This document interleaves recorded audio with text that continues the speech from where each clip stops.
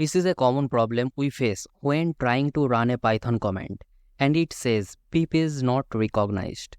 There are two major possibilities for this issue.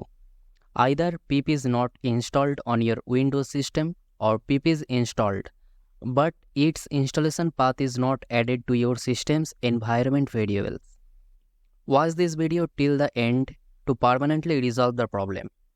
First, type this command on your command prompt and press enter.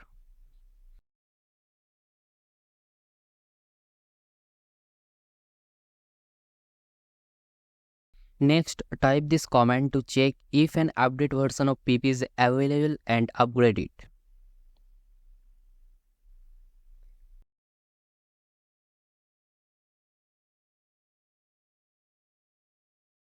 And that's it, we successfully installed the latest version of pip. However, you might see a warning indicating that the pip installation path is not stored in the system's global path.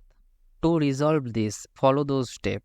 Copy the installation path displayed in the warning.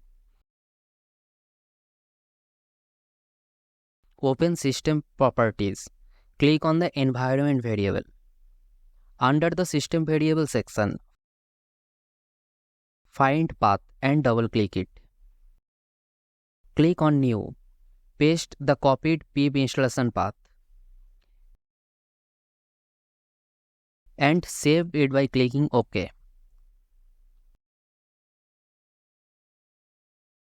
Now type pip version in your command prompt.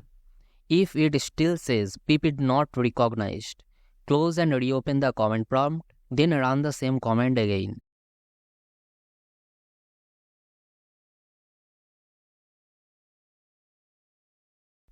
Finally, it should display the pip version and its installation path, meaning we have successfully installed pip on our system.